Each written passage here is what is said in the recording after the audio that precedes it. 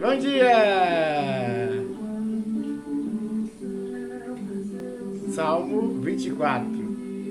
Tema: tudo pertence a Deus, o glorioso Rei eterno. Adoremos e demos boas-vindas ao seu glorioso reino. Autor Davi. Do Senhor é terra, tudo que nela existe, o mundo e tudo neles vive. Pois foi ele que fundou sobre os mares e formou-a sobre as águas. Quem poderá subir ao monte do Senhor? Quem poderá entrar no seu santo lugar? Aquele que tem as mãos limpas e coração puro, que não recorre aos ídolos e nem jura por deuses falsos. Ele receberá a bênção do Senhor, e Deus, o seu Salvador, lhe fará justiça. São assim aqueles que o buscam, que buscam a tua face, ó Deus de Jacó. Abram-se, ó portais, abram-se, ó portas antigas, para que o Rei da Glória entre. Quem é o Rei da Glória? O Senhor, forte e valente, o Senhor valente nas guerras. Abram-se, ó portais, abram-se, ó portas antigas, para que o Rei da Glória entre. Quem é esse Rei da Glória? O Senhor dos Exércitos. Ele é o Rei da Glória. A partir do reinado de Davi, que governou sobre os hebreus cerca de 1000 anos antes da vinda de Jesus, Jerusalém se tornou a cidade mais importante para o povo de Israel. Com a chegada da Arca da Aliança, o móvel mais importante na religião judaica, Davi se empenhou na organização dos cultos e nas preparações para a construção do templo, que seria realizado durante o reinado do seu filho Salomão. É provável que o Salmo 24 tenha sido escrito na ocasião da chegada da Arca, que havia sido negligenciado durante décadas antes do reinado de Davi. Ele animou o povo para buscar a Arca, que representou simbolicamente o trono de Deus. Levaram esse móvel tão importante para Jerusalém e uma grande procissão de comemoração festiva. Davi participou dessa procissão, mas não vestido como rei. Ele usou uma roupa de linho do tipo usado pelos sacerdotes e entrou junto com as pessoas comuns. O foco não estava em Davi, e sim outro rei, o Rei da Glória, que chegou em Jerusalém. Foi o próprio Senhor dos Exércitos. Nos versículos 1 e 2 que diz: do Senhor é terra e tudo que nela existe, o mundo e os que nele vivem, pois foi ele que fundou-a sobre os mares e firmou-a sobre as águas. Como a terra do Senhor, todos somos servos zeladores. Devemos administrar bem esse mundo e seus recursos, mas não devemos dedicar a qualquer coisa criada, nem agir como proprietários exclusivos. 1 João 2,17. Esse salmo também pode ter sido escrito para celebrar a mudança da casa de Obed-Edom para Jerusalém. Segundo Samuel 6, de 10 a 12, a tradição diz que era cantado no primeiro dia de cada semana. Nos cultos realizados no templo, os versículos de 1 a 6 explicam que é digno de adorar a Deus. O salmo começa em um exaltado tom de adoração do Deus do universo. Os filisteus, que haviam tomado a Arca da Aliança, acreditavam em deuses locais e ilimitáveis. 200 anos depois de Davi, o profeta Jonas, um israelita, achou que poderia fugir do domínio de Deus. Na época dos judeus, era bem difundido o pensamento de que Deus se preocupava somente com os judeus. A linguagem de Davi, porém, reflete a compreensão da soberania de Deus. Ele não é um entre vários deuses, mas o único Deus que reina sobre o mundo inteiro. O segundo verso apresenta o argumento principal para essa doutrina bíblica do reino universal de Deus. Ele criou o mundo então exerce autoridade total sobre toda a criação.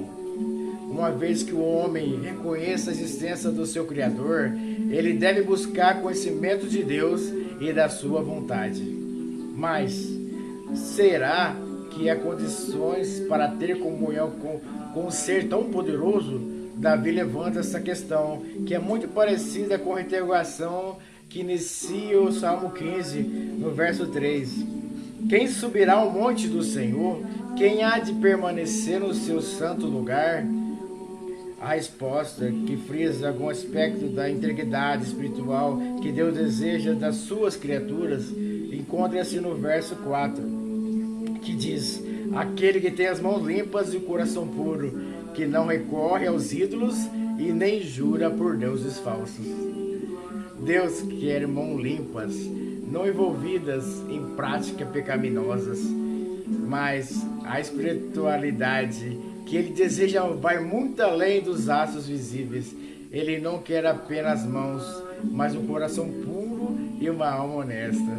Esses versos nos lembram dos princípios ensinados por Jesus no Sermão do Monte, no qual ele ensinou a importância de controlar os pensamentos e atitudes, e não somente os atos. Da mesma forma que o Salmo 15 enfatiza a necessidade de controlar a língua, esse também fala de evitar juramentos enganosos. Esse versículo também se refere a todas as mentiras, especialmente aquelas ditas sobre juramentos, como Deus estima a honestidade. A desonestidade surge facilmente, especialmente quando a veracidade completa pode custar algo, incomodar ou colocar-nos sobre uma ótica desfavorável. A comunicação desonesta dificulta os relacionamentos. Sem honestidade é impossível ter um relacionamento com Deus. Se mentirmos, começaremos a enganarmos a nós mesmos. Deus não pode ouvir-nos ou falar conosco se estivermos construindo uma parede de engano. O benefício para aqueles que respeitam os princípios morais e éticos revelados por Deus é grande, pois ele obtém o favor do Senhor. No verso 5 diz: ele receberá a bênção do Senhor, e Deus, o seu Salvador, lhe fará justiça. O domínio de Deus é universal e ele oferece sua comunhão para todos. Mas não devemos imaginar que esse privilégio seja dado a todos. O prêmio de estar com Deus é exclusivamente para aqueles que buscam sua presença. No verso 6 diz: são assim aqueles que o buscam, que buscam sua face, ó Deus de Jacó. Aqueles que buscam com diligência recebem o dom gratuito oferecido pelo Senhor. Os versículos de 7 a 10 diz assim: abra-se, ó portais, abra-se, ó portas antigas, para que o Rei da Glória entre. Quem é o Rei da Glória? O Senhor forte, o valente, o Senhor valente nas guerras. Abra-se, ó portais, abra-se, ó portas antigas, para que o Rei da Glória entre. Quem é esse Rei da Glória? O Senhor dos Exércitos. Ele é o Rei da Glória. Quem é esse Rei da Glória? Aquele que é indicado como Senhor Todo-Poderoso. É o Messias eterno, santo e poderoso. Esse salmo não é apenas um grito de guerra para a igreja, mas também é uma ponta para a espera ansiosa pela entrada de Cristo na nova Jerusalém, para reinar para sempre. Apocalipse 19, de 11 a 21. Esse salmo é um cântico de louvor, provavelmente foi usado na adoração pública. Deve ter sido entubado muitas vezes no templo. Imagina a cena, as pessoas ao lado de fora clamariam para que os portões do recinto se abrissem e deixassem o Rei da Glória entrar. Do lado de dentro, os sacerdotes e outros grupos perguntariam: quem é o Rei da Glória? Todos respondiam em uníssono: o Senhor poderoso, o Senhor poderoso da guerra, proclamando seu grande poder e força. o episódio se repetiria conforme os versículos 9 e 10, e os portões do templo se abririam, em resposta ao desejo dos adoradores de ter a presença de Deus com eles.